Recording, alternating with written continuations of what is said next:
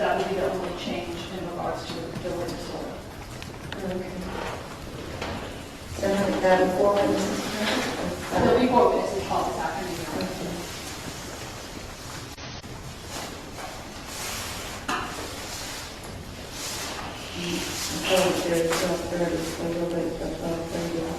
Mr. Smith is back on the phone and everyone else is present. Is there anything else we need to do before?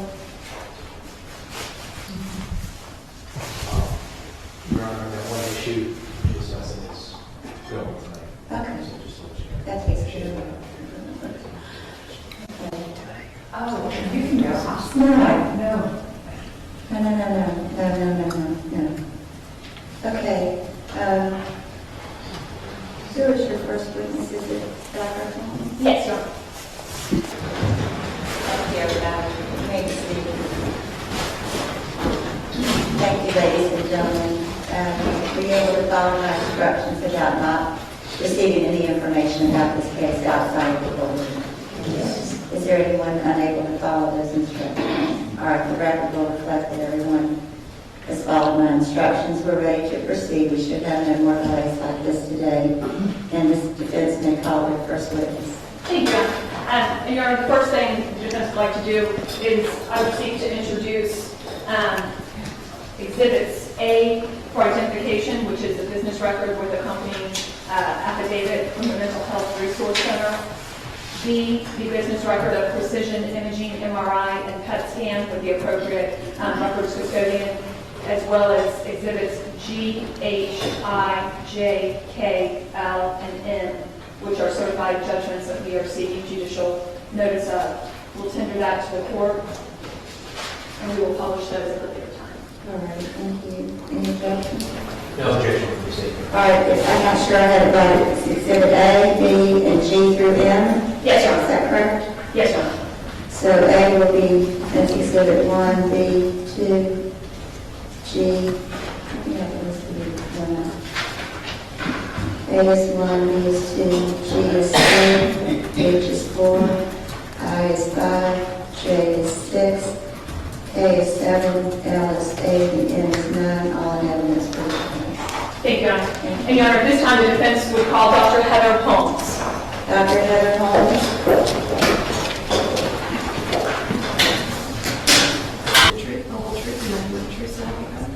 Thank you, and what the chair says. And may I fire you? Good afternoon. Good afternoon. Can you please introduce yourself to the jury? Sure. My name is Dr. Heather Holmes. I'm a clinical and forensic psychologist here in Florida. And Dr. Holmes, can you give us your educational background? Sure. I was born and raised in South Florida. I then went away to obtain an undergraduate degree from Marshall University in Huntington, West Virginia. I had a dual major in English writing and psychology.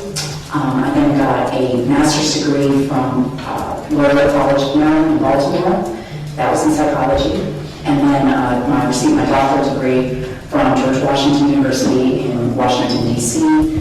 as in psychology. And as part and parcel required for a doctorate, you have to do a 1-year full-time internship under supervision for graduation. And I did that as a psychologist with the Florida Department of Corrections, our prison system here in Florida. And can you describe some of the things that involved? The internship of The internship. I apologize, the court is still covered. Certainly, so I was based out of Orlando, and it's minimum 40 hours a week, full-time for a year. I had several different supervisors that were licensed clinical psychologists here in the state of Florida.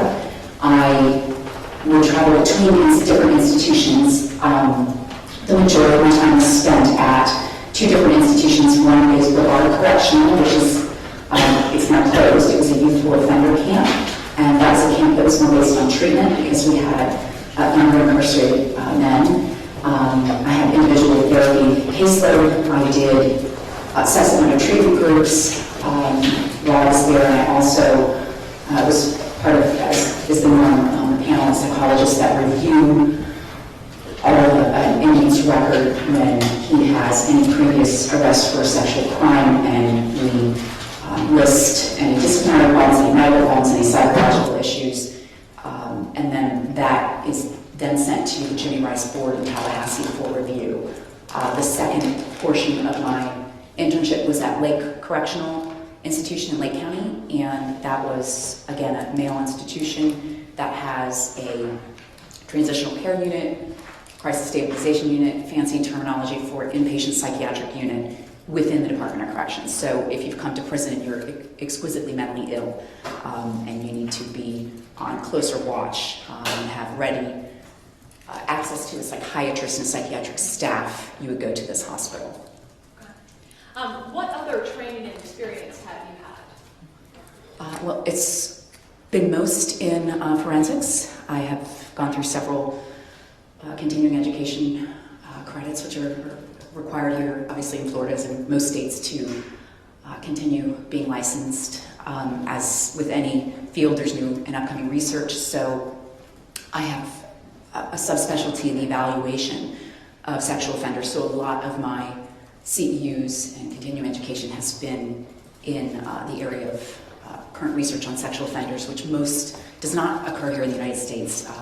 We're a little bit less progressive than Europe or Canada, so a lot of the research occurs there. So sometimes it's long distance learning, other times they'll come and teach. So the majority of it has been along those lines. I've also taught a couple of different seminars on drug addiction, sexual offenders, resentencing for juveniles, things of the sort. And what does your current practice consist of? Well, when my second child was born, I decided to discontinue therapy because I didn't want to be on call. And honestly, when you do forensic evaluations, you're at the mercy of the court schedule, and so I didn't find it appropriate to keep canceling or rescheduling therapy patients. So until 5 years ago, I had a mixed practice where I did individual therapy, and I also did forensic evaluations. Now I do exclusively evaluations, no therapy, and about 5 to 10% of them are for non-forensic reasons, such as giftedness for school. I had 1 year that I did school psychology, attention deficit hyperactivity disorder, learning disabilities, that sort of thing. But the bulk of my practice is evaluations for court. Okay. And so when you say 90%, what types of cases are you asked to consult on? It has changed over the years, just depending upon legislature, appellate on post-conviction cases. In the early part of my career, I started in Miami-Dade County. The entirety of my forensic practice were court-appointed evaluations, so that would be the judge would appoint forensic examiners to do evaluations to see if somebody was competent to proceed to court. Back at that time, they paid for evaluations to see if somebody was met the legal standard for sanity at the time of the offense. They also would court-appoint mentally disordered sex offender evaluations. So I started with purely court-appointed evaluations. From there, I had a couple evaluations that was requested at the state, and then things kind of shifted to more mitigation evaluations for the defense for sentencing. And then, as of recent, there's been more post-conviction. So after somebody is sentenced, if there is an appellate issue, and as of recently, we have some death penalty people coming back due to an appellate issue, and some juveniles that were sentenced to life as juveniles that now are coming back. So currently, the majority of my practice is actually post-conviction evaluations for things that have been coming back. And have you appeared in court before? Yes. Okay. And approximately how many times have you testified in the courts of the state of Florida? Over 50, probably. I'm sorry, I don't have it specific. And I think I neglected to ask you, how long have you practiced as a psychologist? I became licensed in 2005, I want to say. I can't believe I don't know this. My memory is failing me. I was under supervision for a while, and then I sat for the licensing exam in 2005. And since that time, you have developed a specific, I guess, expertise, if you will, in regards to the evaluation of sex offenders as well as the treatment of sex offenders. Yes, more on the evaluation side. I haven't done the treatment since I worked for the Department of Corrections. And Your Honor, at this time I would tender Dr. Heather Holmes as a forensic psychologist with an expertise in sex offender evaluation and treatment within the incarcerated setting. No objection. She'll be entitled to testify in that regard. Dr. Holmes, I'm going to turn your attention specifically to your involvement in this case with Mr. Donald Smith. Were you requested by the defense team to evaluate Mr. Smith and in terms of any type of mitigation under Florida laws? Yes, I was contacted by you to see if I would be willing to get involved in meeting with Mr. Smith to determine whether or not there was the presence of any mitigation that would be of import for the state and the court and the jury in this case to be aware of. And how many times, if you can recall, did you meet specifically with Mr. Smith? 3 times. And we'll get into more detail a little bit later, but in regards to competency, you mentioned before that that's sometimes something that you're tasked specifically. Was Mr. Smith competent? Yes, no question. I'm sure at times you have been called upon to look into whether or not the issue of insanity is an issue in the case. Yes. Is that something that was involved with Mr. Smith's analysis? Absolutely not. Did you, in regards to your evaluation, did you obtain what we call social history from Mr. Smith? Yes. Okay. And how did Mr. Smith's relationship with his mother factor into your psychological assessment? I'm sorry, could you repeat that? Sure. How did Mr. Smith's relationship with his mother factor into your psychological assessment? It was certainly noteworthy. It is the single most important relationship he's ever had, and possibly the only important relationship he's ever had. And just to kind of educate for the jurors, when we say social history, how do you go about doing that? I start every evaluation with a clinical interview, the difference being if you're interviewing a child for giftedness or ADHD, you gather the information from a parent. But when you're interviewing an adult, you always, at least in my practice, I start with a clinical interview. I ask anything and everything I can to get to know a person from birth and as early as they can remember up until the point that they are now. So that includes personal history, relationships, current relationships, adult relationships, intimate relationships, as well as mother, father, whether they were step-parents, siblings, whoever raised you, if you were raised by your grandma or your aunt, what was that relationship like, whether or not Department of Children and Families was ever involved and removed you from the home. Developmental history in terms of did you hit milestones on time? Do you remember educationally, were you bullied? How was school? What was your favorite class, your least favorite class? So it really runs the gamut. Obviously, in a case that involves any sort of sexual offense, you do incorporate into that somebody's sexual development history at the age at which they began either looking at pornography if they had, the age at which they began masturbating, what masturbatory fantasies are. So in this case, you go a little bit further along those lines, drug history, criminal history, everything that has led up in somebody's life to the point that they are at now. And taking into all of those factors that you do and try to incorporate in any forensic setting, what specifically about this case did you find relevant? Regarding his relationship with his mom? Yes. I would describe it as a little bit inappropriate in the sense of she has rescued Mr. Smith repeatedly, financially, in terms of anything she could do to assist him with court, and understandably so. Obviously, this is hindsight, and as a mother, I'm, judging one. But there's a level of involvement that I think is beyond the norm, such as paying off debts to people he purchased drugs from, even when she's elderly, funding when he's in prison a lot of money because there are things that are required of you in prison in terms of protection, and if you are not able to fight and protect the things you purchase, you need to pay somebody else to do that. There was a lot of above and beyond and almost an overprotectiveness in a sense. So certainly an enmeshed relationship, I would argue. And how about the absence of other close relationships? Well, throughout Mr. Smith's childhood, his mother was bright, educated, and married 3 bright and educated men. So none of which were Mr. Smith's father. So he was raised by really 2 different stepdads.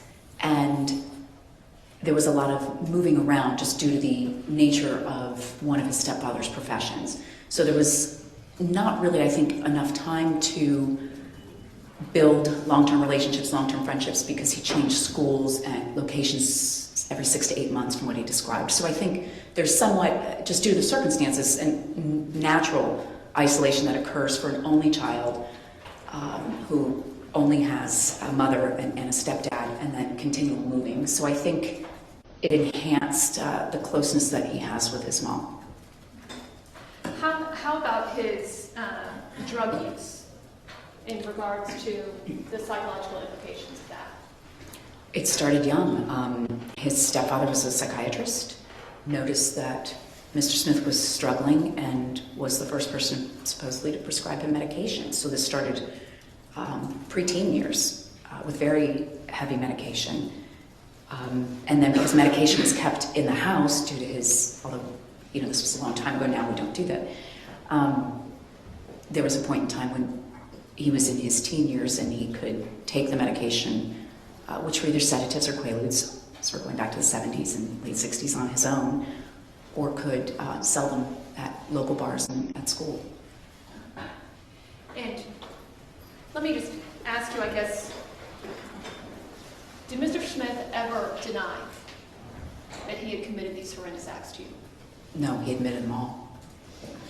How did that affect your evaluation when he readily admits to committing these acts? Most sex offenders, in fact, the initial portion of sex offender treatment is to get the offender to admit that they've committed the particular crime. In the Department of Corrections, we had a 16-week program. It would take us darn near 8 of them to get people to even admit they knew the victim, or that they were in the town at the time this happened. Denial is... Some objectives to improper testimony that's relevant to this jury is her evaluation of this defendant. All right, you want to rephrase your question? I'll be happy to read Thank that. you. During the course of your work on this case, did you not only interview Mr. Smith 3 separate times in 2015 and 2016, did you also review certain materials? Yes. Okay. And what materials did you review? Well, there was extensive materials provided. There were records from that were labeled the Jimmy Rice dismissal records.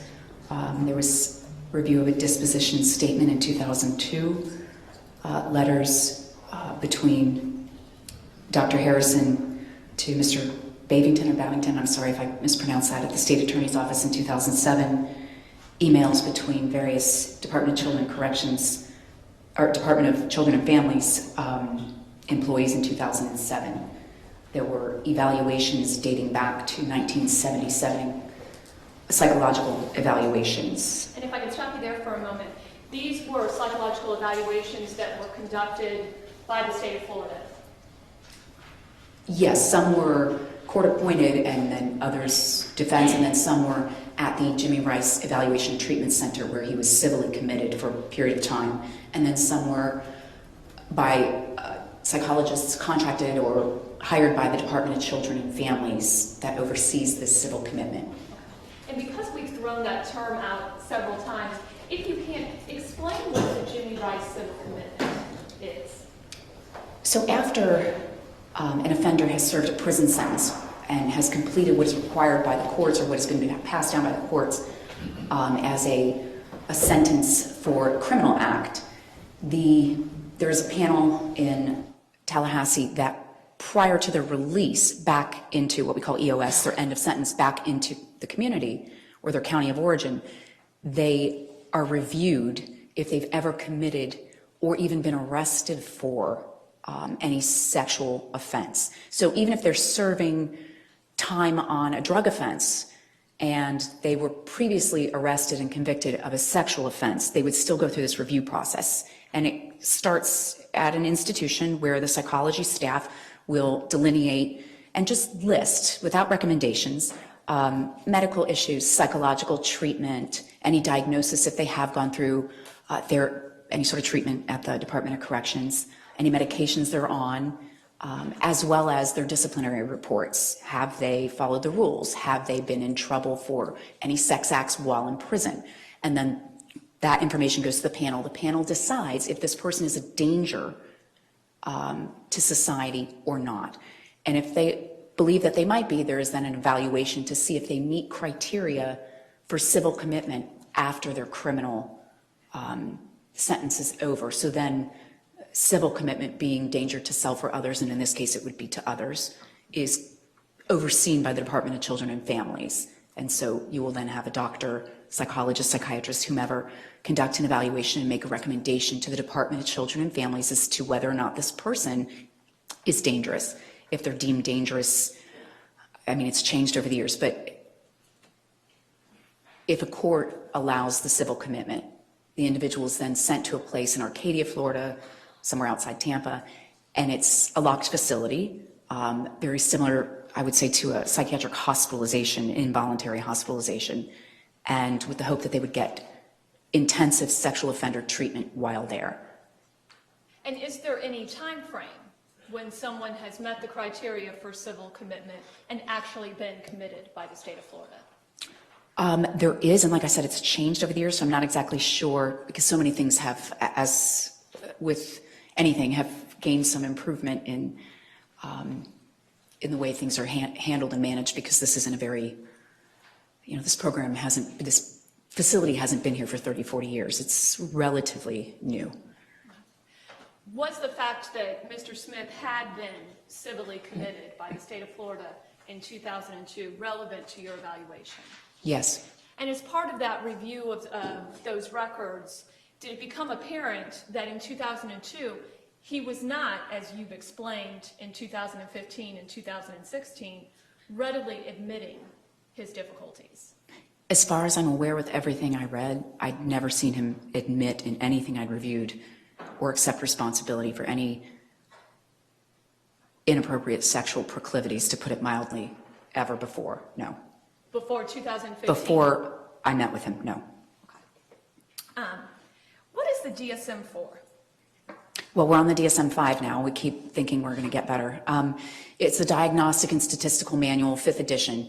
Basically, it was developed by psychiatry because every psychological or psychiatric disorder has a code, and that code then is utilized for insurance purposes. But for professionals in psychology and psychiatry, there are criteria that needs to be met in order for you to be diagnosed. So we can talk about our neighbor like, oh, he's bipolar, he's moody.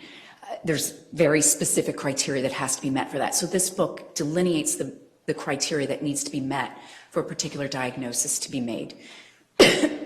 So is it somewhat fair to say that this is the guidebook for psychologists and psychiatrists in diagnosing? Yes. And it's the standard, I guess? Yes. Okay. During your full evaluation, did you come to any diagnosis? I did. Okay. And can you explain what those diagnoses was? Well, I gave him major depressive disorder, recurrent and moderate. And if I can stop you right there, help us understand, what does that mean? It means he's clinically depressed. In other words, this isn't, you're sad because you're going through a life stage. This isn't a grieving because you lost somebody close to you or you lost your job. This is very specific feelings of helplessness, kind of giving up. It can be an increase or decrease in sleep. So there's very specific criteria that needs to be met. And again, as with everything, it's on a continuum. It's not like you're depressed, you're not. It's, are you mildly, moderate, severely, or are you so depressed that you're psychotic? So I put that he was, in my estimation, he was moderate. And it's recurrent because it's been noted in the records prior to this. What else did you opine? Cocaine use disorder, severe, in a controlled environment. And explain to us, what does that mean? That means he is addicted to cocaine the addiction is severe and long-standing, and in a controlled environment means he's only not using now because he's in an environment where he can't obtain it. This obviously is self-reported from Mr. Smith. Yes. Okay. Did you also see within all the documentation you reviewed continued references to throughout the years, over 40 years of records, that he indeed had a cocaine addiction problem? Yes. Did you also diagnose him with pedophilic disorder? Yes. And help us understand, what is that? I mean, I think everybody has heard the term pedophile.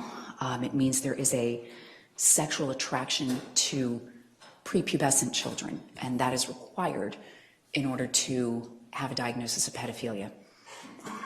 The specifier is attracted to females. So basically, one of your dominant sexual fantasies needs to be to prepubescent children, and in this case, the specifier is females. Again, I have no access, no clinician has access to somebody's sexual fantasies without asking them and hoping they're telling you the truth. He admitted to this. You look at the criminal history, you look at the instant offense to which he admitted, and the jury found him guilty, and he admitted to masturbating to these thoughts for a very long time. So that's why you would get this kind of, he meets the diagnostic criteria for it. And let me ask, how is pedophilia normally treated? Well, it can't be cured in terms of what you're attracted to. There isn't enough therapy, medication, or anything in the world to change what I am inherently attracted to, or what anybody is. So if you are attracted to, tall, thin men, and that's what you're attracted to, that's not going to change.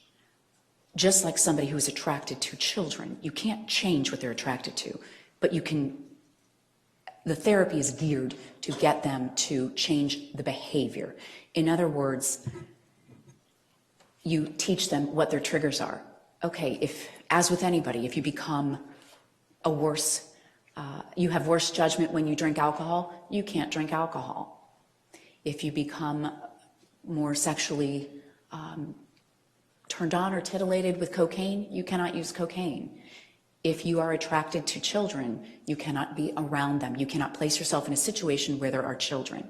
So in the therapy, we teach them cautionary things, as well as encourage, and again, this is self-report, but you encourage them to stop masturbating because to this image, because it reinforces it, because you're receiving gratification from it, and you try and hope that the person can also be attracted to something that's appropriate. So you talk to them about if they're going to masturbate or view porn, if that's allowed, depending upon the state and the reason for this therapy, because obviously child pornography is illegal, but if they're able to view pornography at all, then it needs to be appropriate, age appropriate, no sadomasochism, nothing,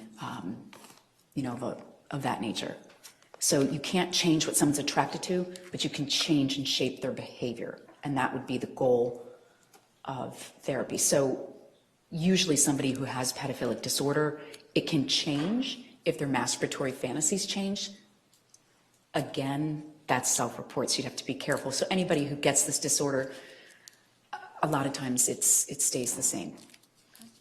Is it something that's caused by something? God, if I knew, I'd be retired. There's a lot of, theories. It's not, we don't believe it's something you're born with. We believe it's something that develops, something goes awry during the developmental time. And then again, if you have an attraction to something inappropriate and you begin viewing that material either pornographically or, being a peeping Tom at this, for young children or masturbating to the fantasies that you have in your head, it reinforces it. So something kind of goes off the rails early on in development, in sexual development, not infants, toddlers, I want to be clear, but in someone's sexual development in terms of what they're becoming attracted to, and then it gets reinforced through either continued masturbation or continued watching of inappropriate pornographic materials. So basically, we don't believe you're born with this. We believe it's something that gets derailed and then gets reinforced. Okay. And was there anything about the social history that you obtained from Mr. Smith that gave you any insight as to how it developed and magnified so much in Mr. Smith? I mean, certainly the continued drug use is going to make somebody less, it's going to make you more inhibited. I said that backwards. It's going to make you less inhibited. Because anytime you are drunk or high, your inhibitions and judgment clearly go out the window. So I would love to say that there was this one defining moment in his childhood. I mean, certainly he had an inappropriate relationship with his mom, but a lot of people do, and they don't turn out to be, pedophiles that have murdered a child. So I can't pin the tail on a donkey. I wish to God I could, but we just don't know. There was nothing that he told me in his history that was like an aha thing. And honestly, with these cases, there usually isn't. Okay. Did you also diagnose him with antisocial personality? Yes. Help us understand, what does antisocial personality mean? Antisocial people are people who will do what they need to do to get ahead themselves in the world. Again, on a continuum. They're more comfortable with lying, cheating, and stealing than someone who does not have this. They are more comfortable, they have a limited capacity for remorse sometimes.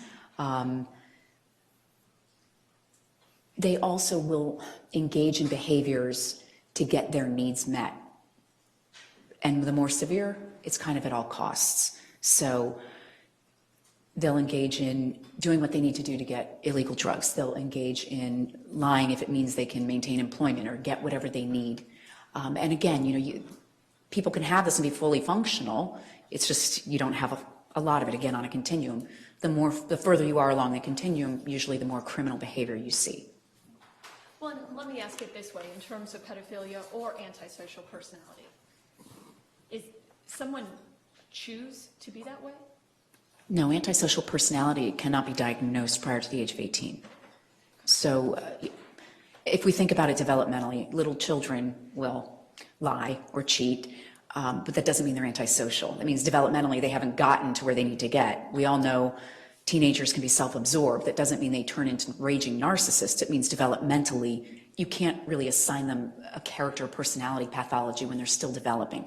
Adults, however, have completed their character development, although arguably we hope that people can get a little bit better. But that's why this can only be diagnosed in adults. So you're not born with this, no. And so, did you also diagnose him with borderline personality features? Yes. And can you help us understand that? People with borderline personality features have a very difficult time with the gray. People are either good or they're bad. They have a very difficult time in interpersonal relationships. Any insult to their ego, they can become rageful. They have a very difficult time accepting responsibility and kind of for anything negative. They don't like to attribute negative characteristics to themselves. They either can become suicidal or rageful. Again, that's the personality. I saw features of this, not necessarily the full blown personality disorder. And all of these things that we've discussed, they are, in fact, mental illness. They're all in the DSM-5, yes. Okay. Was there a well-established pattern of proclivity towards mental illness? I mean, since the earliest evaluation I saw, which was in 1977, he was diagnosed with very similar things, yes. So it's been present throughout the past, 40 years. And so you are aware that in 1977, he was labeled a mentally disturbed sexual offender? Yes. And recognizing the laws have changed, what did that mean back in 1977? Well, Florida has an outpatient treatment for mentally disordered sex offenders. Basically, if you have committed a sex crime to where you can either serve prison time and then go on probation, or it's a lower level sex crime, you can go to an outpatient group. Sex offender treatment is done in groups, and you qualify for this group if you also have some other mental disorder, and it can be anything: anxiety, depression, schizophrenia, bipolar disorder, whatever. It can be something, anything. But you have to have some sort of mental disorder and have committed a sex offense, and nowadays you have to admit to that sex offense in order to obtain entry into this treatment program. And did you in fact review some of these evaluations that were completed over the years? Yes. And what is a comprehensive psychological profile? I mean, it's a fancy name for a psychological evaluation. Usually they'll do testing, sometimes psychological testing, or maybe interview other people or review records. Okay. What was the earliest psychological profile you reviewed? 1977. And was that Dr. Michael McCamey? Give me 1 second, because there were a bunch.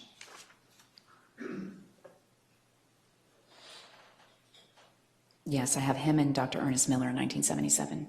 Okay. And I think you've already explained to us that back in 1977, Mr. Smith was diagnosed with the very same things you've articulated for us today. Yeah, I mean, the nomenclature, the fancy terminology we have for it has changed, but it's descriptively it's the same thing. Yes. Okay.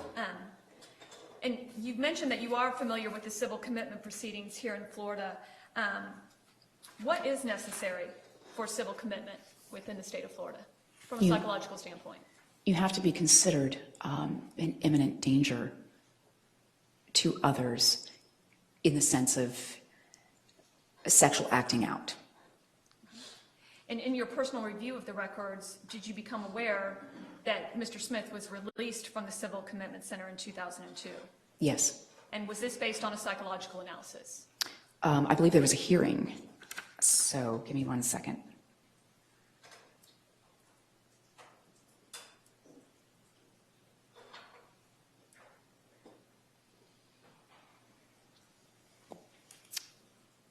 What I have in 2002 is therapy records from Dr. Valley, who opined that Mr. Smith was, quote, a danger to children.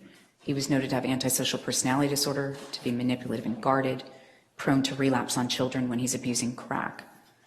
In July of that year, another doctor, and I apologize, Nighty, thank you, opined that he could stop his androgen shots, which kind of curtails sex drive, if he continued with treatment and doesn't have unsupervised contact with children.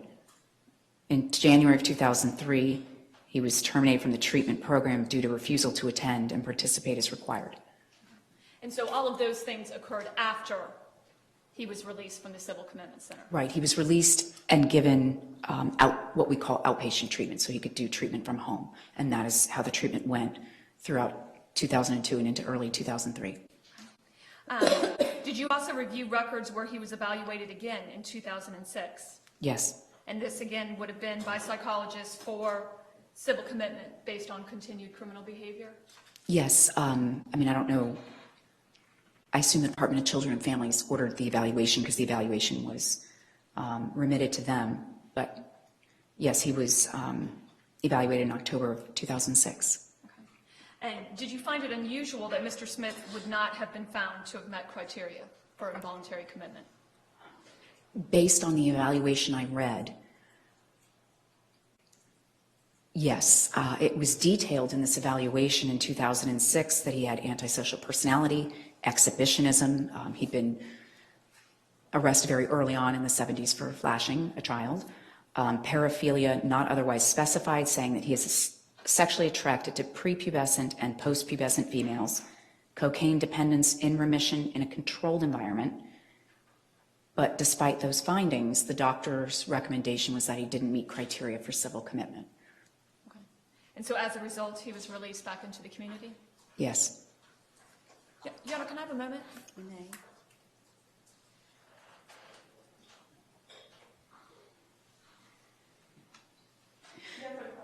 Any cross-examination?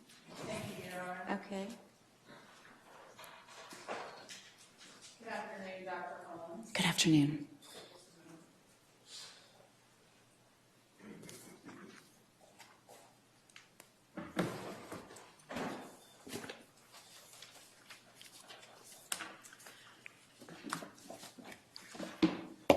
Dr. Holmes, you have been retained by the defense in this case, is that correct? Yes, And you evaluated the defendant, Mr. Smith, on 3 occasions, the purpose of which was to determine if any mitigating factors relevant during the penalty phase existed. correct.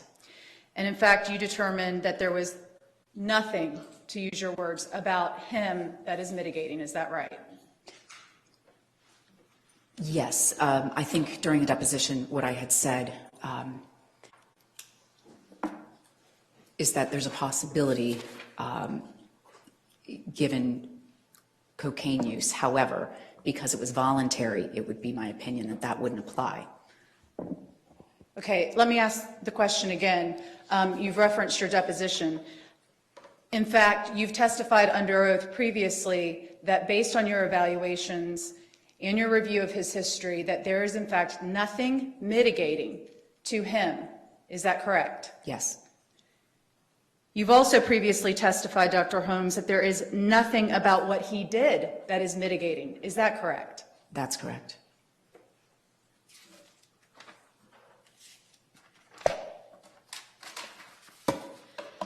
Now, you had the opportunity to look at records since, I think you said 1977, Yes, and repeatedly since 1977, throughout those records, this defendant has been described as both deceptive and manipulative. yes, And in fact, you'd agree that in order for any sort of treatment for any disorder to be successful, a participant has to be a willing participant. Is that correct? yes, And you also saw multiple times throughout the years that this defendant, Donald Smith, when given opportunities for treatment, rejected that treatment. yes, Now, he admitted to you during your evaluation that he killed Cherish Periwinkle. yes, he He did. admitted to you that he raped Cherish Periwinkle. Yes, He admitted to you that he sodomized Cherish Periwinkle. I didn't ask, but he admitted. Let me be clear. I didn't ask the specifics, quite frank. He said, yes, he had raped her, and yes, he had killed her, but I didn't go into the specifics. And in light of your diagnosis of his antisocial personality disorder, and consistent with that, he exhibited no remorse whatsoever, did he?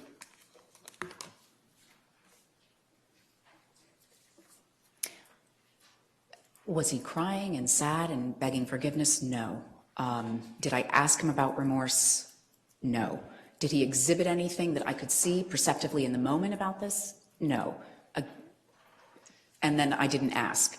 So I hope that answers your question. There was nothing I saw that indicated remorse. No. And as part of your work in this case, you also have not taken the opportunity to review the photographs in this case of the crime scene or of the body of Cherish Periwinkle? No. When he admitted he did this, I mean, I'm not the fact finder in this case. Correct. You have not reviewed any of the photographs? Correct. Neither have you reviewed any of the video surveillance from the Dollar General where he first saw Cherish Periwinkle? No. Nor have you reviewed any of the video surveillance of this defendant at the Walmart, have you? No, I haven't. So also fair to say you've not reviewed the video surveillance of this defendant leaving the Walmart with Cherish Periwinkle in his van? No, I did not. In fact, he told you he blamed Cherish Periwinkle for having had to kill her, didn't he? Yes.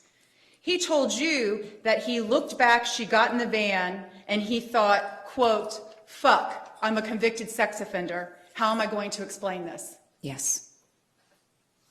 In fact, you have an opinion that he is of the most dangerous sex offenders you have ever evaluated. Yes, he is. He told you he was angry that Cherish Periwinkle got in the van with him. Yes. And you did not see, Dr. Holmes, that when he drove out of the Walmart parking lot, he actually stopped to talk to 2 people he did not know. He didn't tell you about that, did he? No, I didn't ask, honestly. I didn't know about it. But when he was telling you that he killed Cherish Periwinkle because she got into his van, he didn't tell you that he stopped his van and told 2 people he'd never seen before that he was going to get hamburgers. He didn't tell you about that. No. And you'd agree, even having a personality disorder such as his, that certainly he can control impulse, or is your opinion that he cannot control impulse? The only thing that would interfere with the impulse control would be drugs and alcohol. The personality disorder is not related to impulsive behavior. Can be part and parcel to it, but it doesn't preclude you from exercising your ability to control your impulses. Does that make sense? Yes. Okay. Now, of the records that you reviewed, in fact, in 1992, the jury heard this morning from the woman that he was convicted of attempting to kidnap. And you know from reviewing the records that he actually denied having attempted to kidnap her. He denied those allegations. Yes. Another thing you saw in those records is that this defendant throughout the years blames other people for the crimes he has committed. Yes. And that has included, in some cases, he has even blamed his lawyers. In that case, he blamed his lawyer for pleading to that case. Is that right? I don't remember specifically, but I do remember in reviewing there has been issues that have been raised with the lawyers. I can't remember if it's that case, but in general, yes, I remember that. So let me take you back to 1992. I think you said that you believe there had been a hearing. Do you have the records in front of you that you reviewed related to Mr. Smith? No, dear God, there's thousands of pages. Okay. Would you take me for my word if I told you there wasn't a hearing, but rather an agreement to what's called a compliance plan? You're talking about in 2002, correct? No, in 1992. Oh, I'm sorry, in 2002, as a result of the 1992 case. Yes, I will take your word for it. Okay. And this defendant agreed to a compliance plan that required him to take a drug that would, well, why don't you explain to the jury the purpose of the drug that he agreed to take? It, again, not a medical doctor, but in general, you can voluntarily take a medication, a shot of, it's an androgen shot. Basically, it can lower testosterone and it can, well, it's known to curtail sex drive or, it really does lower your sex drive. So the purpose of taking this kind of medication would be to lower your sex drive. And that was in combination to a plan that also he agreed to participate in treatment. Yes. By agreeing to this compliance plan, he avoided the Jimmy Rice hearing that you've explained to the jury. Yes. And shortly after, in fact, only 3 months after agreeing to this plan, you've reviewed records where the psychologist write that he is refusing to do his homework. Is that correct? I don't remember the specifics, but I know a couple months in, yes, he was refusing to engage in treatment. In fact, refusing to participate. Correct. And also refusing to take the drugs. Yes, but I also believe that they were stopped. I know he didn't want the shots because they had adverse effects, which they can have, but at the same time, like you said, this was part of the plan that he agreed to. So yes, it was discontinued, but I do believe, and correct me if I'm wrong, that the doctor also knew that he was stopping because it has to be administered. It's not a pill, it's a shot. Oh, thank you. It is a shot. You also saw in these records that as early as 1977, he had normal EEGs. Yes. No organic brain damage. Nothing that I could see. Again, that's outside my wheelhouse, but what was written indicated that everything was fine. And the records as early as the 70s, consistent with what you saw throughout the years, is that Mr. Smith demonstrates little motivation to change his sexually deviant and generally antisocial behaviors. Correct. You also saw in the records that this defendant was described as manipulative, Yes. selfish, Yes. callous, Yes. uncaring, Yes. lacking empathy, Yes. remorse, Yes. and conscience. Yes, those were all in previous doctors' reports.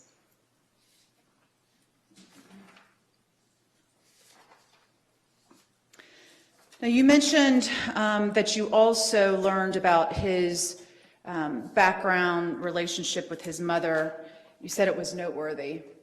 Yes, And I think I understood you to say you found their relationship noteworthy because she financed drug debt for him.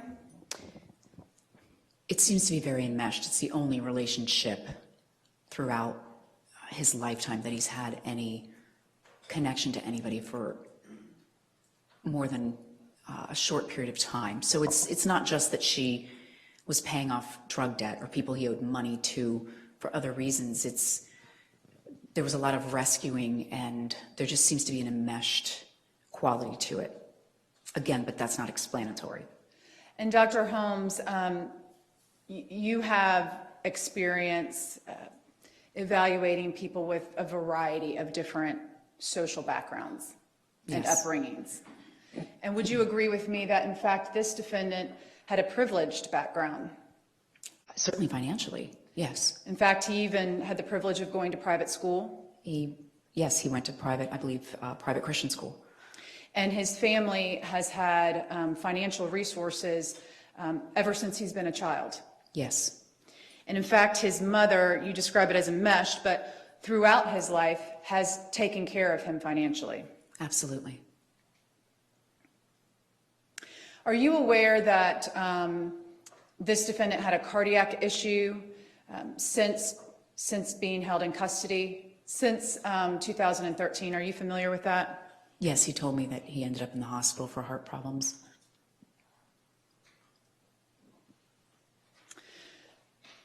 Nothing in your interaction with him indicated any sort of brain damage. No, In fact, I think the words you used in your summary, let me see, mentally stable. yes, when I met with him, he was mentally, I mean, other than some symptoms of depression, yes, he was mentally stable. And intelligent. Yes, And just so we are clear, there is nothing in your evaluation, your opinions, or your testimony before the jury today that is offered as mitigation related to him or his offense. Is that correct? that's correct. Thank you. I have nothing further. Any read around? Okay.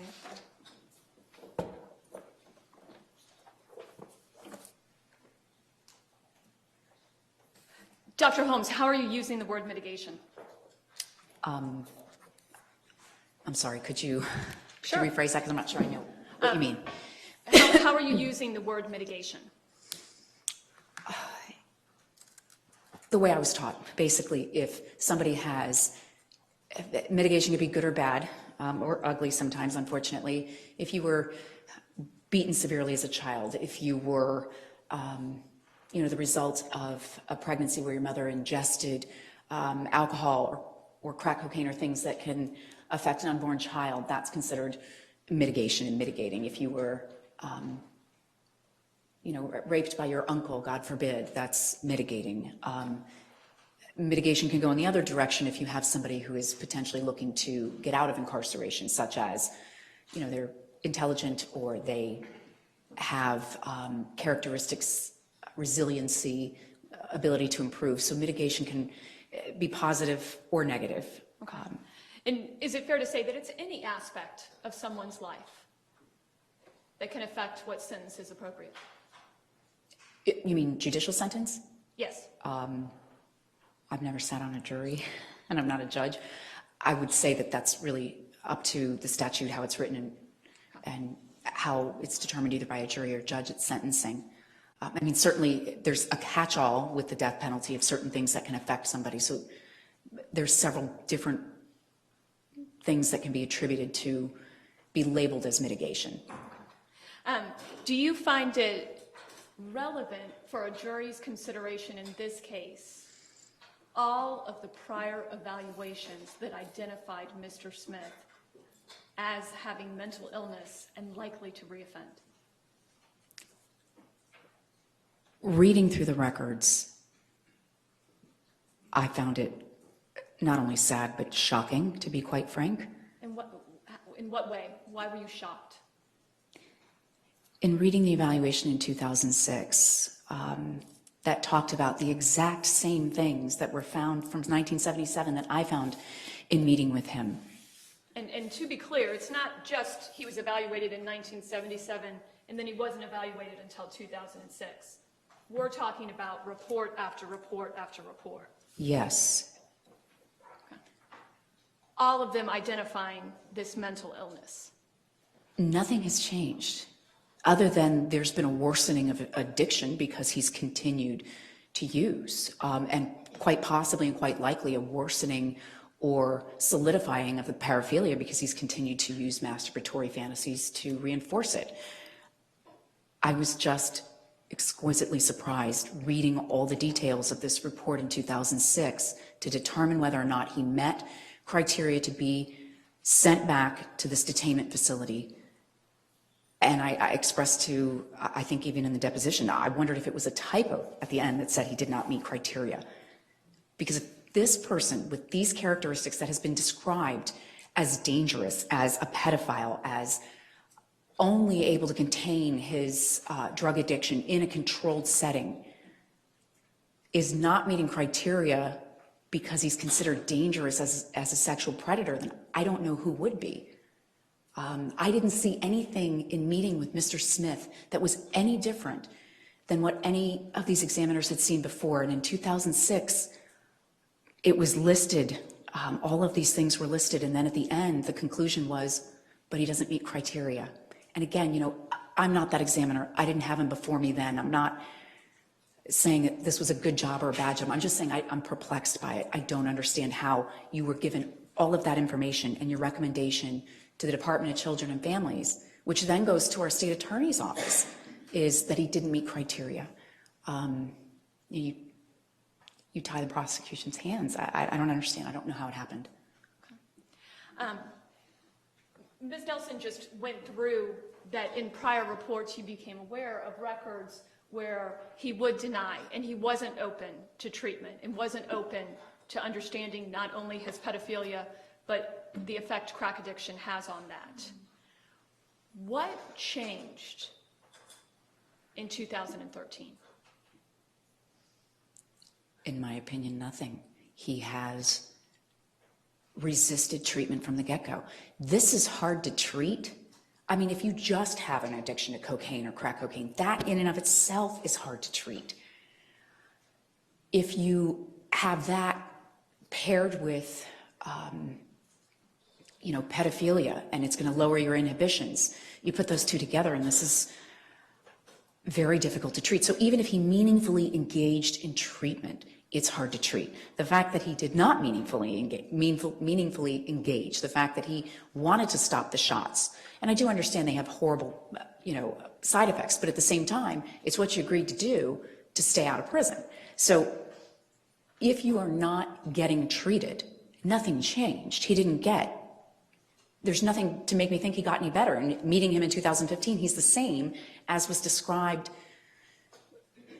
since 1977 and throughout the records. I'm just surprised that given the opportunity, I don't know how this conclusion was reached. You may. I'm going to show you what's been introduced as Exhibit 1 and ask you to take a look at it.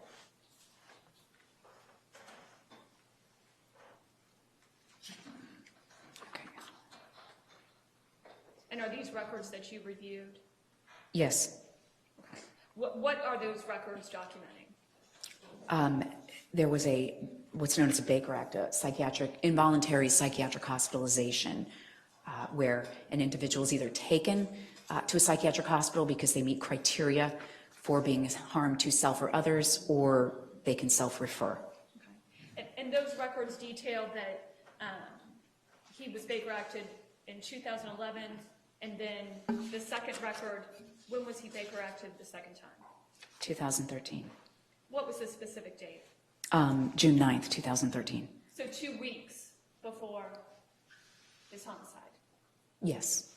And can you, from a psychological standpoint, can you explain what is a Baker Act?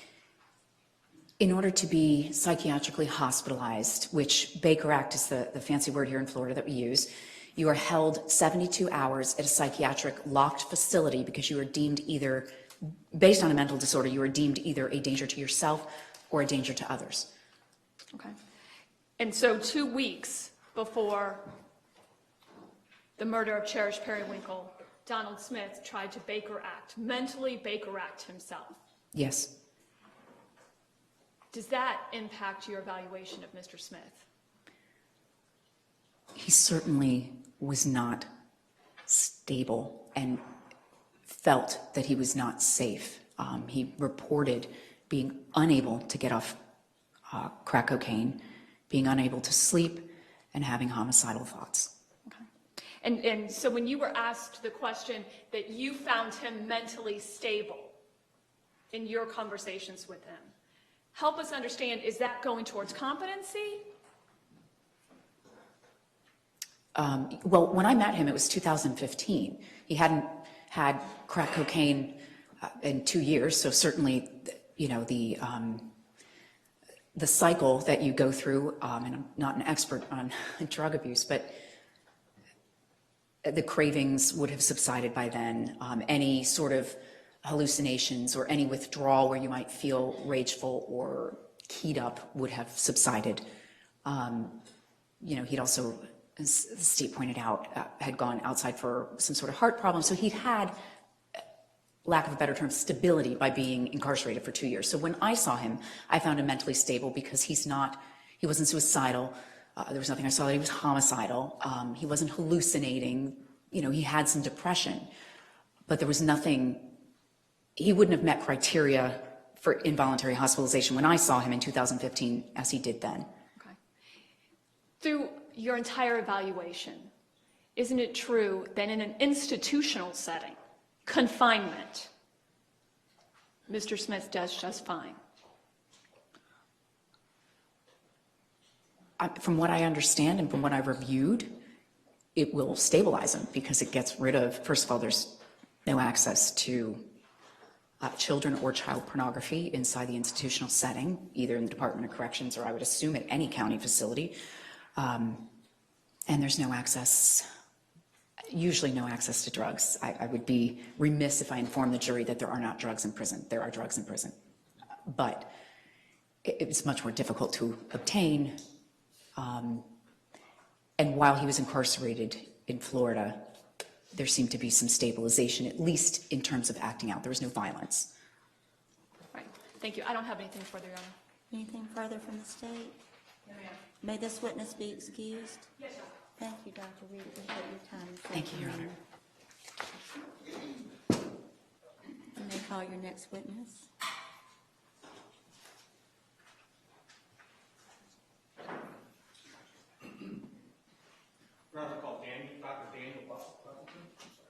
Dr. Buffington? Thank you, and if you'll have a seat in the witness chair, please. Thank you. Good afternoon, Your Honor. Good afternoon, sir. Can you state your full name for the jury, please? Dr. Daniel E. Buffington. And Dr. Buffington, what do you do? I'm a clinical pharmacologist at the University of South Florida, College of Medicine and Pharmacy. Also have a specialty practice in Tampa called Clinical Pharmacology Services, where patients are referred for high-risk medications, drug interactions, adjustment of therapies, and pharmacogenomic testing. And in addition to that, I also serve as a medication safety expert for the U.S. government for Medicare. Okay, and briefly tell the jury, what is pharmacology? So pharmacology is the study of medications or substances. So they can be synthetic or they can be natural substances, and we study them for what effects they have on the human body.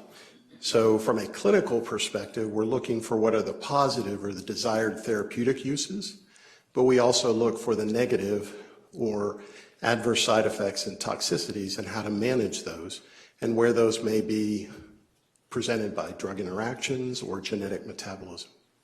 Okay, and when you talk about medications and, for instance, pharmaceutical products, are you also educated on cocaine and crack cocaine? Yes, it includes both those that we use medicinally, but also those with illicit that Patients may end up presenting with substance abuse disorders or addiction because those can interact with prescription medications as well, and also work as a resource specialist for law enforcement, for medical examiners, helping to evaluate the impact of those substances. So it's not simply studying the medications. I'm the expert who, in a clinical setting, a primary care or a specialist would refer to, or a medical examiner, on either questions about how to use the medications for a particular patient. So we usually get the more difficult to manage patients, or someone who doesn't react or respond the same as everyone else, or for a medical examiner looking at what pharmacologic effects may have contributed to someone's death. Okay. And can you tell the jury a little bit about your educational experience? Yes, I did my undergraduate training at the University of South Florida in Tampa in biology and biochemistry. I did a Doctor of Pharmacy degree, which is like an MD degree. It's a clinical doctorate, except instead of one class in pharmacology for physicians, I spend the entire 4 years on that topic. And in addition, I did a postgraduate training after the doctorate. I did a residency at Emory University and a clinical pharmacology fellowship at Emory as well, and then also completed a MBA with a healthcare focus. Okay. And can you describe for the jury your past years of work experience in this field? Yes. So as I stated previously, there's academic responsibilities, teaching, mentoring students. Some of that is also working with other faculty, helping to be a resource for other faculty in their areas of specialty as a consultant to their patient care management or clinical research design. Over the years, I've done numerous clinical research trials, serving as a principal investigator, looking at new medications, comparing against established. We do that on an inpatient or an outpatient basis. I have a specialty clinic that I referred to, where I have partners and colleagues in that practice in the same specialty. And in addition, for about the last 4 years, it's 5 now, been working on the healthcare reform team as a medication safety specialist. So when we're looking at healthcare reform, it could mean payment reform, access to health insurance, but it also means improving quality. So one of the key pieces of research has been helping to make sure that patients don't go for care and then are harmed. The number one healthcare related harm is adverse drug events. Okay. And sir, have you ever testified in court as an expert in the field of pharmacology before? Yes, sir, many times, probably in excess of 250 times since the early 90s in both state and federal. Okay. And in criminal cases, civil cases, or both? In both. Okay. And have you ever testified for the state attorney's office? Yes, including the state attorney's office here in Jacksonville. Here in Jacksonville, okay. Your Honor, I would tender Dr. Buffington as an expert in pharmacology. All right, then he'll be entitled to testify in that regard. Thank you, Your Honor. Dr. Buffington, do you remember approximately when you were first contacted by Ms. Schlax or myself to get involved in this case? I looked at that a few weeks ago, but if my memory recalls, it was somewhere in 2015, and then it was a while before I got more records to review. Okay. And as part of doing what we asked you to do, did you prepare a sort of a case summary that would help you discuss with the jury what you find in this case? Yes, sir, I did. Some illustrations that helped me to prepare to review for testimony today, but may also be helpful for the court as well. Okay. And is it up on your screen there? Yes, it is. That's the title slide.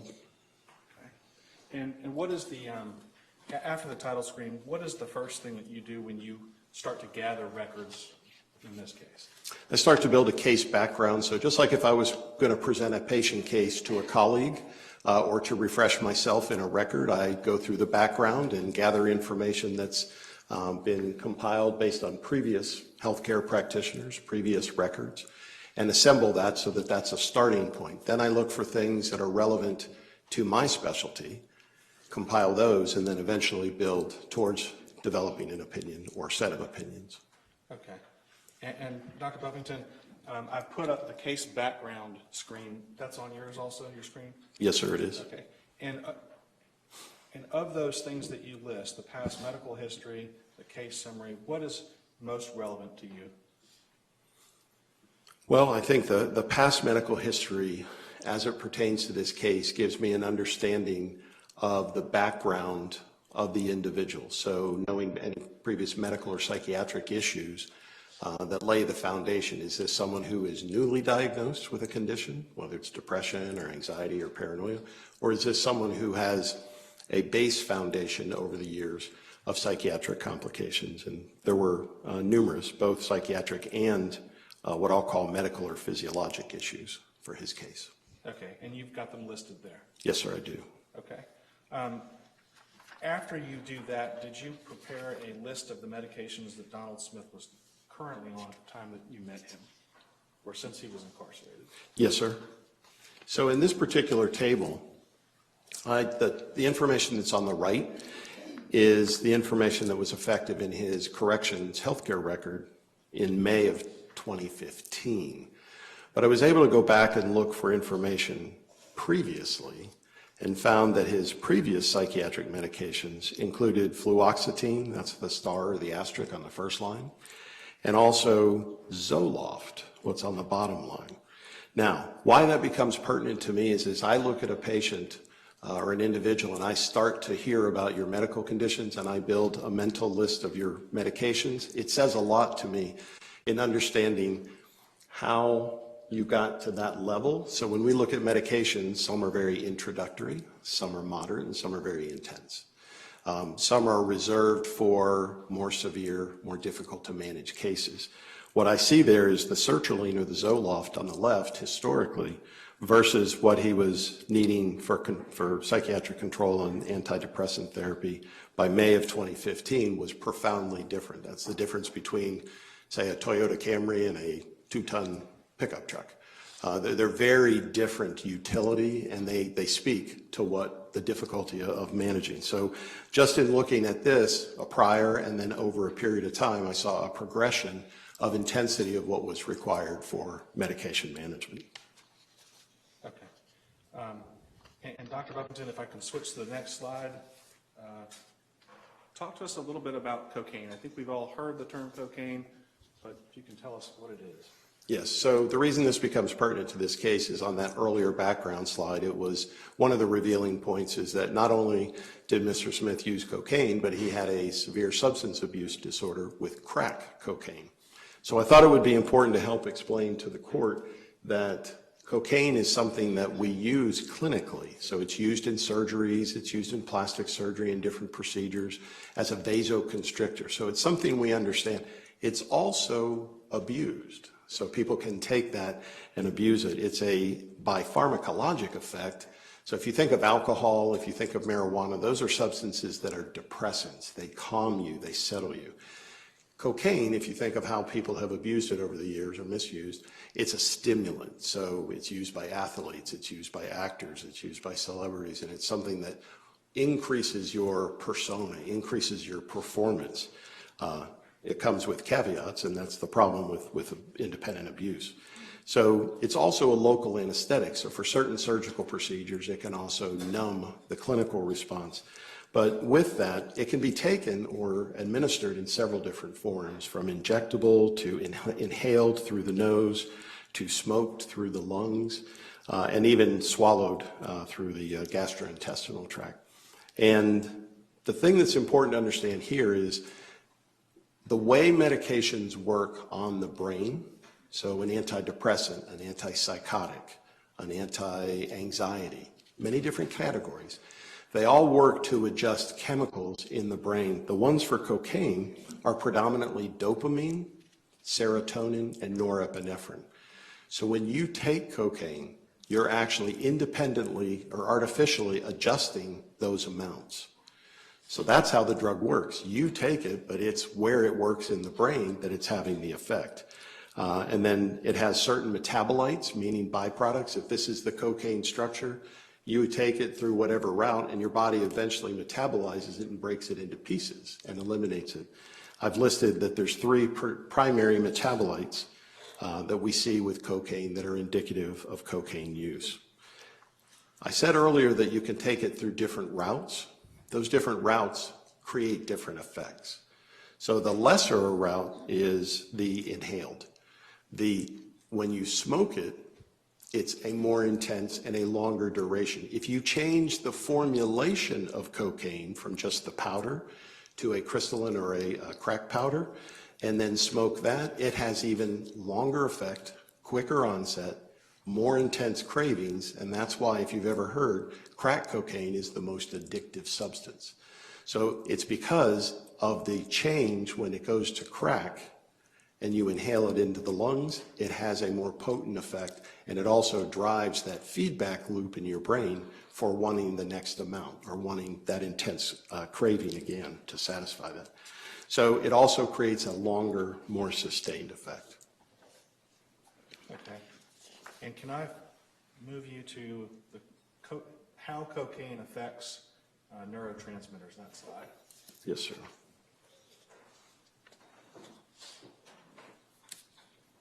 All right. Yeah, because we really just covered that last information. So I mentioned to you that there's 3 primary neurotransmitters. There's many neurotransmitters in the brain, but these 3 are the ones that cocaine affects. It'll affect it either way, but when it's crack, it affects it even more intensely. Norepinephrine is that loop in the upper corner. That's where you get that increased sense of alertness, concentration, energy, that pick-me-up, that I'm stronger, I'm more bold, I'm more me than I was without it. But with that, you also get some side effects. You get increased heart rate, you get increased blood pressure. It's also the brain chemical that's released if you've heard of fight or flight. When there's something traumatic happens and you dump norepinephrine, you get exaggerated strength or exaggerated reaction. The other is serotonin to the right. Now that's where you get mood control. So it's a frequent medication, serotonin and serotonin-related products for depression, and they help to adjust mood, appetite, and sleep. But when you mix those together and you're now affecting, like cocaine does, norepinephrine and serotonin, now you start to build anxiety, difficulty controlling impulses, and irritability. And then dopamine on the bottom is the one that the neurotransmitter we associate with pleasure. So that's like the pleasure center in the brain. But same thing, as you start artificially manipulating all 3 of these neurotransmitters, you eventually decrease your attention, increase aggression, violence, and change in moods. So this is why cocaine as an addiction, the person wants that sense of boost, that personal performance, but eventually what unravels that person and drives them to some aha moment or to rehab or something is their life begins to unravel. And one of the most common is change in behavior, aggression, and paranoia. And that's a dangerous combination to have together. And again, when you're adjusting dopamine, you can also increase anger, aggressiveness, hallucinations. And if you use cocaine chronically long enough, eventually you develop psychoses. So that's like its own entire psychiatric change in your personality. You're now hearing things, seeing things, or believing things that aren't true. Doctor, if I can move to the next slide, and can you discuss with the jury the psychiatric effects of chronic cocaine use? Yes, and that's what I was just referring to. We all have depend on, for coping, for judgment, for communications and relations, we depend on those neurotransmitters to be in balance. So if you're using one of those medications to treat depression or to treat anxiety, that's also now a careful dial that we're using clinically to try to help adjust those and watch for improvement or watch for symptoms. Some of the psychiatric effects and complications that go with chronic cocaine use are cognitive impairment, where you have impaired decision-making, impaired judgment, impulsivity, and this is predominantly because of the effects of cocaine and the neurotransmitters in the prefrontal lobe, where you regulate impulse control. The next is paranoia and psychoses. That's the one I mentioned that usually unravels. Those around the person will often see that behavior before. And because you may look at someone who's on cocaine and not be able to tell that they're taking it. They just seem more vibrant or more communicating, and you can't tell. Now, if paranoia and psychoses come in, that's something that externally you may, like an antenna for you, go off that you look for. But you can't always see someone who's on cocaine or necessarily having the cocaine-related chronic side effects. They may have violent behaviors and develop short fuse and anger and impulsivity. They can have delirium, which is periods where they're just absurdly confused, extremely confused on their surroundings, on what's happening. And it can also lead to, that's what I was stating, the psychoses. And in that case, there's many cases where there's been reported homicides or suicides for individuals who are chronically abusing cocaine. Okay. And if I could take you back to the very first one, impaired executive functioning. Yes. Tell me a little bit more about that. Where does our executive functioning sit in our brain? It sits in multiple centers, but it's the baseline that affects our ability to live and communicate together, to take care of ourselves, to be able to tend to activities of daily living that we would say, you know, taking care of hygiene, taking care of food, taking care of communicating with others around us. So it impacts judgment and attention and planning and your mental flexibility. Okay. And unless we've already gone over cocaine-induced psychosis, I'll switch to that one. Yes, so again, this being the progressive end of cocaine abuse, there are many risk factors that predispose someone for this. So it could be the quantity of cocaine that they're using, could be the duration of time they've been abusing. There's changes that can take place in an individual over time. In this particular case, Mr. Smith started using alcohol and marijuana at the age of, I think, 11 and 12 years old. Started getting exposed to LSD in his teens and then cocaine by his 20s. And by this time, he was, I think, in his 50s. He was 57 years old at the time of this event and had had 30-some years of cocaine abuse. And it had become his drug of choice and addiction. So there's also the onset of dependence, so he's well into that. Routes of administration, I mentioned to you earlier in that other slide, that if you smoke it, if it's crack, that you have a more intense high, a quicker onset, and a longer duration of effect. Substance use disorder, if you have a tendency, if you've been diagnosed and have a tendency to abuse this or other substances, it increases your risk factor for developing psychoses. And another important finding is, remember I said earlier, when you use any of the psychiatric medications, we're artificially adjusting your neurotransmitter levels. So adding in any other psychiatric medication, so if you're an individual who's on psychiatric medications and starts abusing cocaine, dangerous combo. If you're using cocaine and you add in, so the reverse of that, you now add in a new psychiatric medication, dangerous combination as well. And in fact, in this particular case, during the period following his release from jail, the final time, he was also had started a psychiatric medication known as quetiapine, that's the generic name, or Seroquel is the brand name. So, and doctor, that would have been in late May, early June 2013? That's correct. Okay. Within that 21 to 28 day period before the event. And where did you get it from that he was starting to take Seroquel? Well, just like any other patient, it's important to question and validate what's there. I noticed in some of the medical records that I received to review that it stated he had taken Seroquel and the last dose was 2 days prior. But I didn't see any other medical records, so it was important for me to ask of him, where did you get that? How often were you using it? How were you using that? So in an interview with him, I had already kind of shaped what some of my questions would be based on a review of the record, just like if somebody sent me a new patient set of records. And I was able to discern that he was getting Seroquel, a medication that he knew what his effect was. He had taken that in years prior, so it's a medication by name that he knew what his personal reaction was, and it would help calm him and settle him down. And remember I said with the chronic cocaine and crack cocaine use, that's something that is progressive, and he was using in a binge or back-to-back fashion. That became a way for him to try to help settle back down and, for lack of a better term, self-medicate.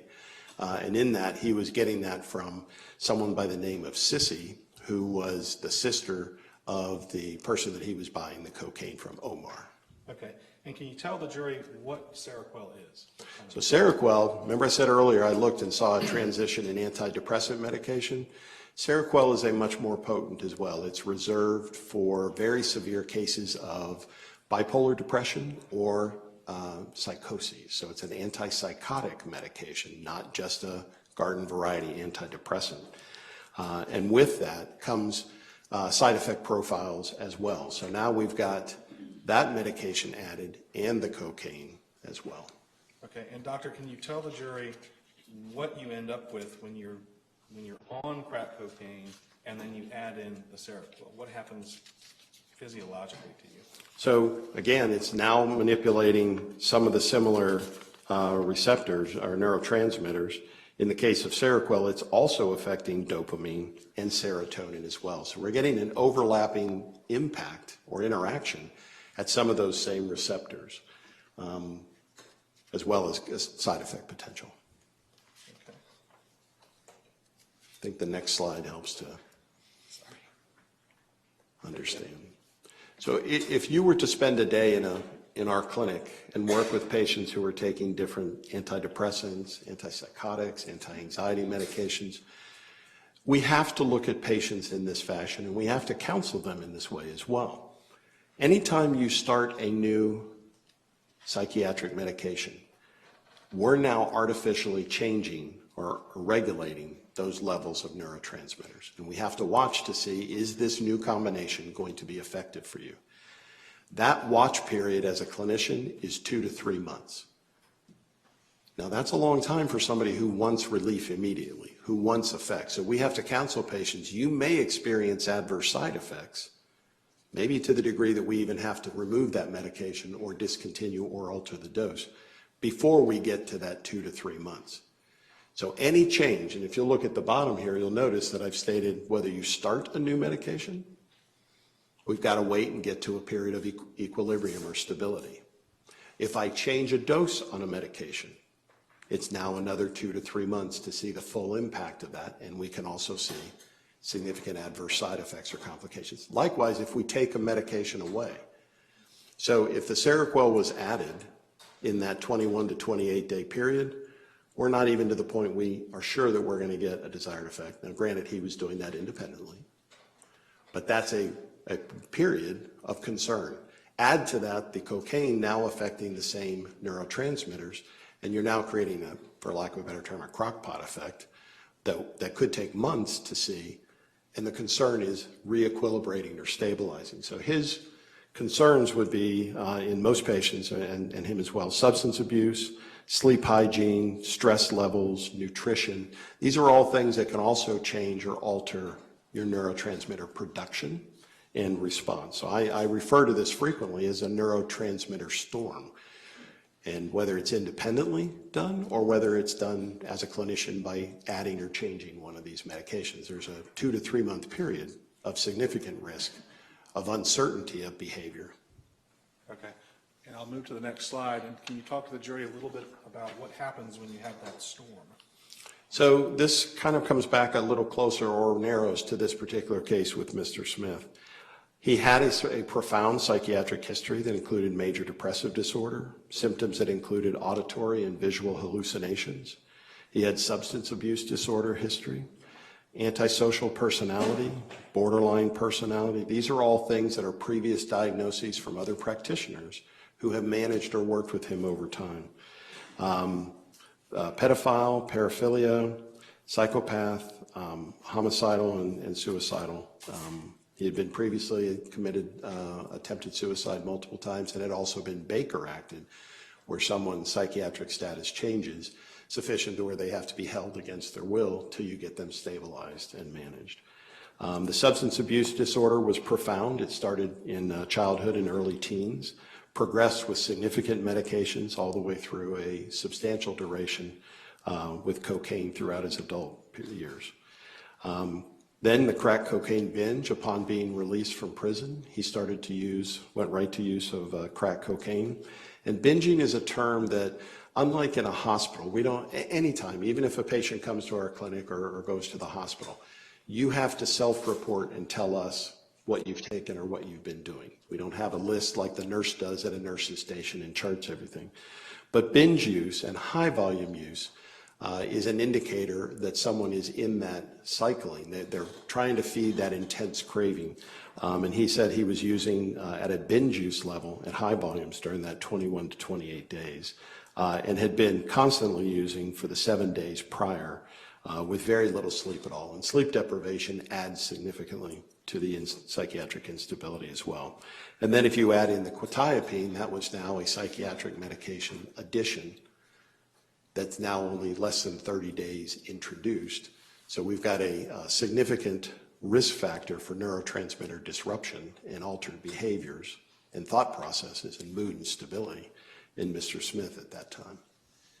And Dr. Buffington, based on everything you know about this, about Mr. Smith, about the things that you knew prior to forming opinions about the prior records that we have and we discussed with you, have you come up with an opinion as to the pharmacological effect of cocaine and even the Seroquel on Mr. Smith and the chronic use and what it's done to him? Yes, sir.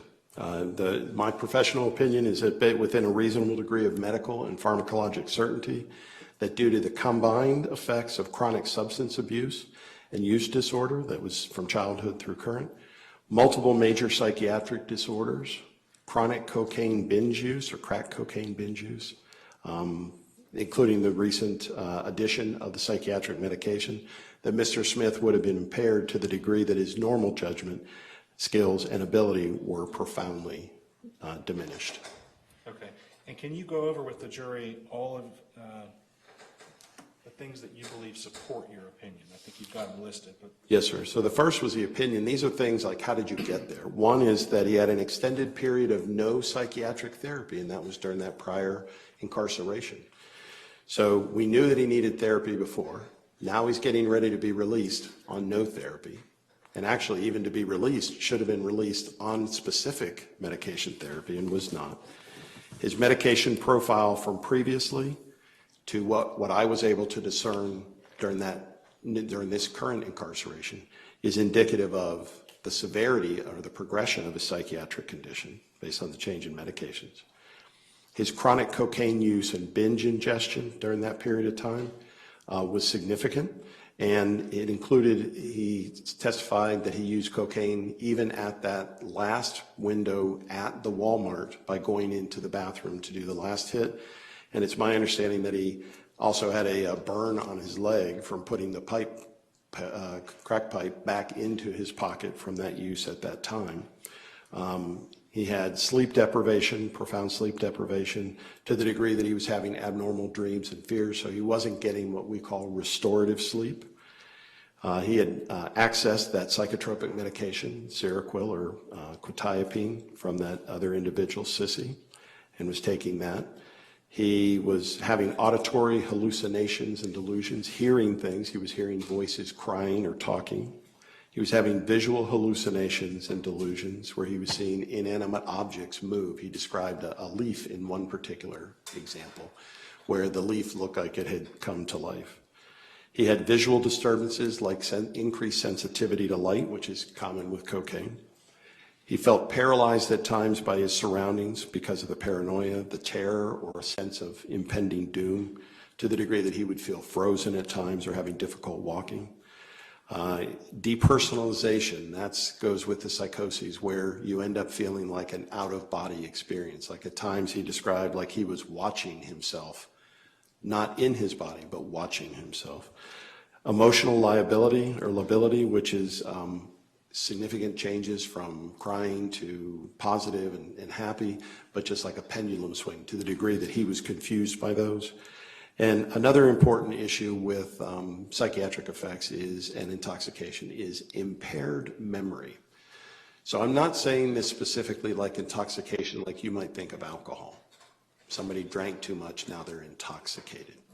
This would be from the chronic use, where you also have impaired memory. We look at memory as something that should be fluid, something that you should be able to describe what transpired. Someone said this, you said back, I went from here to there. What he described on that evening was a sense of snapshot memory, or like photos. In his words, he said staggered or stuttered images, things like scenes out of an old black and white movie where there are gaps between. So think of like if you took a photo, and then the next part of your memory is not between, but another photo. And that's very consistent with impaired cognition and intoxication as well. That's all I have. Thank you, doctor. Thank you. Any cross-examination? Thank you.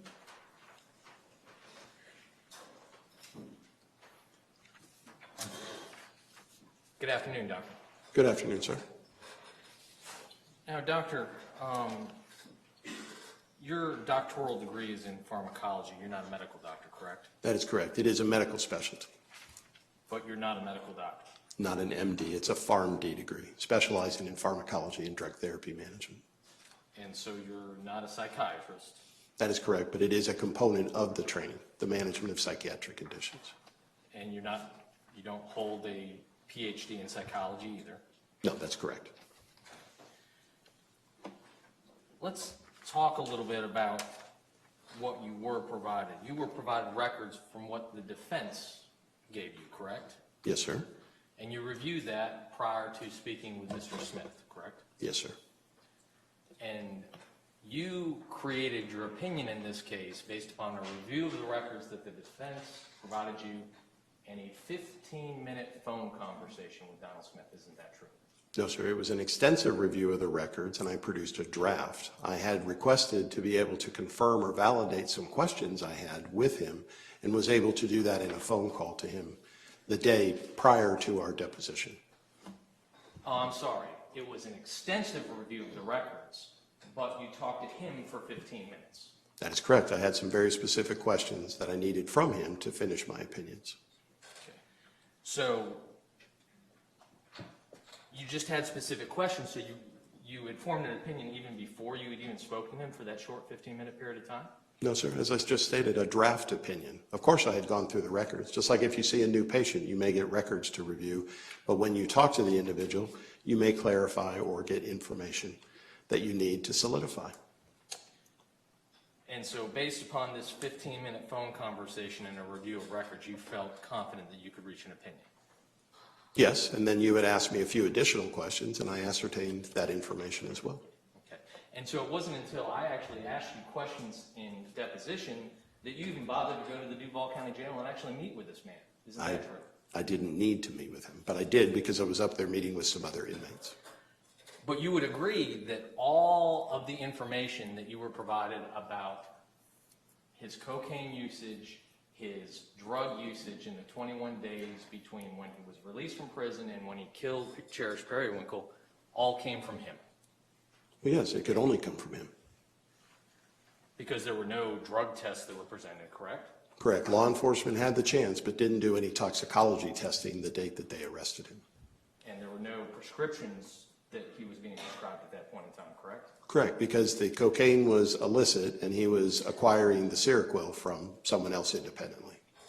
Correct. So he was obtaining not only the cocaine illegally, but he was obtaining the Seroquel illegally, correct? That is correct. And he was using the Seroquel not to treat any mental health illness, but rather to control the ups and downs of his binge cocaine usage. Yes, which were severe, and he had previous exposure and knew what that medication would do for him. And when you talked to him about this, I think you said he had impaired memory, you asked him to describe his memory, correct? Correct.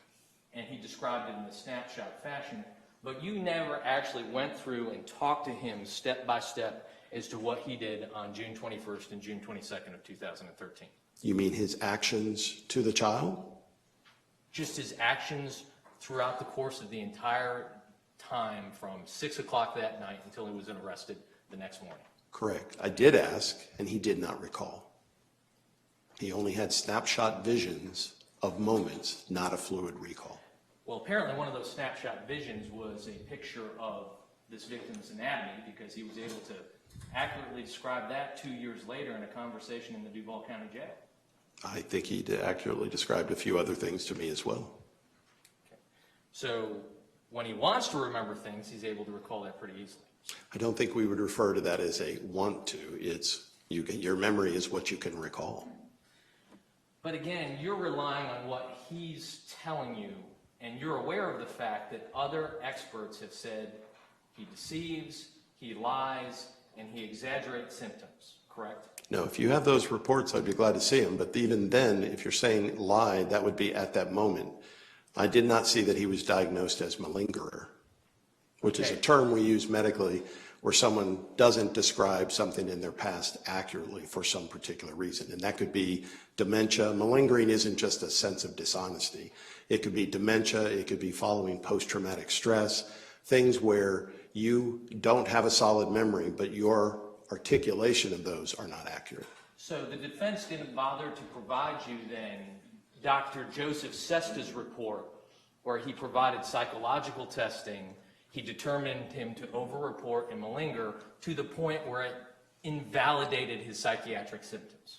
No, I did not see a Dr. Sesta report. Oh, so you weren't provided that report. I was trying to finish. I didn't see a Dr. Sesta report, and that malingering or that change or manifest over-articulating would not mean that someone would do that on every occasion. There were other people who saw him and didn't think he malingered either. You would agree with me that there's a difference between a clinical setting and a forensic setting, correct? Setting? Setting. When you're meeting with a potential patient, there's a difference between when you meet with them clinically or when you meet with them forensically. Well, patients in correctional settings get health care as well, so I don't think it's the setting. I think it might be the pretense is what you're asking. I think it's a pretext because when somebody goes to the clinic, they're seeking help. And wouldn't you agree with me that somebody seeking help has an interest in telling the truth so that they can get help for whatever they're ailing? Correct? Unless it's about diet or exercise or other behaviors where even in clinical settings, patients are not always forthright.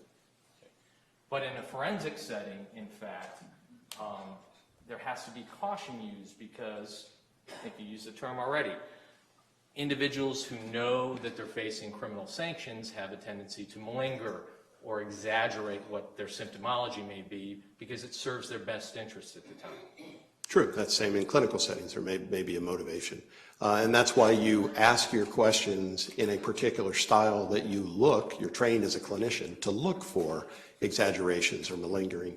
And at various times in the interview, you ask the same question or a different way to look for, was there a trigger that got a different answer? Was there an exaggeration one time? And if you see it, you begin to follow that, and then you are able to discern if, and to the degree or magnitude that someone may be exaggerating. And so I understand that you did this technique in your extensive 15-minute phone conversation with the defendant. Well, I also met with him another time. I met with him and prepared to do the deposition with you. That didn't mean it was done until I was ready. Okay. And when you met with him the other time, I'm sorry, after the deposition, after you provided your opinion, you did meet with him for an additional 30 minutes. That is correct. Okay. So 45 minutes total for all the work that you did in this case, face-to-face or on the phone with him. That is correct. To clarify questions beyond the records review and the information that I already had on him.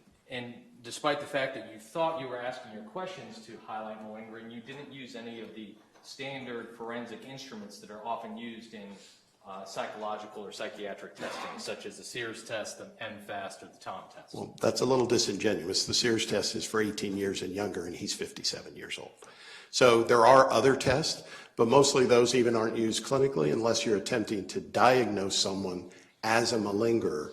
If you're interviewing a person, then you use standard structured questions. You ask open-endeds. There's a whole series that you use, and I did those in the course of that, and I do in a clinical setting as well. Well, you keep on saying a clinical setting. This isn't a clinical setting. This is a forensic setting. You saw him because he's facing the death penalty. Correct, but I would not have the compulsion to use a standardized form for that. I'm trying to ascertain information for formation of opinion. I'm not attempting to diagnose him. So all of your history regarding his cocaine usage from May 31st to the date of his arrest, it came from him, correct? Absolutely, the only person it could come from. And he claims that he was using cocaine, in particular, the 7 days before this particular incident. Yes, binge. Constant use of cocaine. Well, back to back, yes. It's not every minute, like as soon as the previous dose wears off, you've got to ascertain it or you've got to go get it. But yes, high volume use back to back for the 7 days prior. But knowing that's what he told you, you never talked to his mother, did you? No. Despite the fact he was living with his mother up until the day of his arrest. Understood, but I don't know that she would be of utility for discerning what he took. But no, she could testify how he was acting, whether he was sleeping, whether he was not sleeping. She could testify to visible outward appearance of her son, right? Possibly, but I'm not aware of any of that information in this case. Okay. Because you didn't ask to talk to his mother. Correct. And in fact, you were unaware that he was with his mother hours before he interacted with the victim in this case, furniture shopping. Right, so as I stated previously, and I'm confused, did the other experts meet with his mother? I don't Yes. know. Okay, then I'd prefer to see those records too. But you haven't seen those records. As previously stated. Okay. So as I mentioned I earlier. think you've answered my question, sir, if I can ask the next one. I haven't, because you asked me about what she may see, and I was trying to clarify for the jury that you may not see outwardly visible effects while somebody's on cocaine. Remember, you use the product to go from lesser to bolder, to more active, to more energy. It doesn't mean you can look at someone on cocaine and say, like someone who's severely intoxicated on alcohol, and have a lot of external visible effects. But he said he was delusional, right? At times. I don't know that those would have been at times when he was standing next to his mother, though. He said he was having auditory hallucinations, Yes, you don't see those externally. visual hallucinations, Yes, you don't see those externally. was acting paranoid, Yes, okay, wasn't sleeping. yes, Okay. So, in addition to not speaking with his mother, you never reviewed any of the videos that were captured in this case, which show his behavior and his conduct from about 7 o'clock at night until about 11 o'clock at night. You've never viewed those either, have you? yes, I have.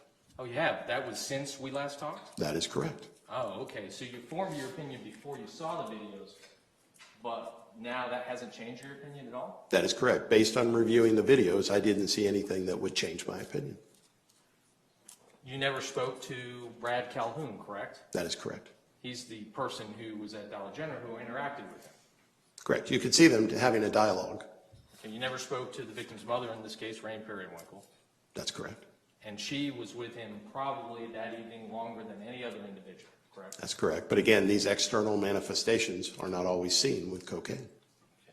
So he's on this 7-day bender on cocaine, but none of these things would have been available or readily accessible to somebody just walking by or seeing this individual. In many cases, no.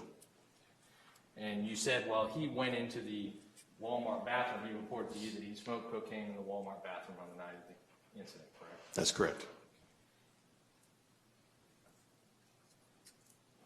And you talked about a potential burn, so I'm assuming this is smoking with a crack pipe and a lighter and things of that nature. That's correct. Okay, so that was his methodology. Did he tell you that's how he ingests cocaine? Yes. Okay, so he told you those things. Can you explain to me then, when he was arrested only hours later, there wasn't a crack pipe and there wasn't a lighter? No, sir. I don't know what he did with them in between. Okay. And again, all that information came from him. Correct. It's the only person it could come from. Thank you. I don't have any further questions. Can you redirect?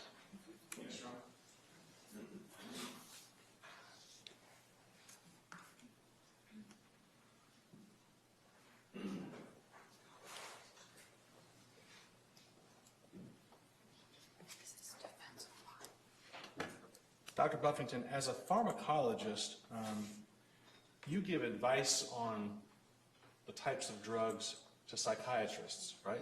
Correct. Specialists, so it could be a cardiologist, psychiatrist, oncologist, or primary care. And there's actually more psychiatry management done in primary care offices than even in psychiatry offices. Okay. So you're no stranger to how the drugs work. In fact, you educate doctors on how the drugs work. I teach the classes as well as serve as a specialty consultation for patient care management. Okay. And After this deposition that Mr. Khalil has discussed with you, you and I met at the Duval County Jail, right? That is correct. I had 3 other inmates I was interviewing for clinical questions and knew that he was at that facility, and you made him available that day. Okay, and the only real follow-up that we wanted to answer for Mr. Khalil was where he got the Seroquel from. That's correct.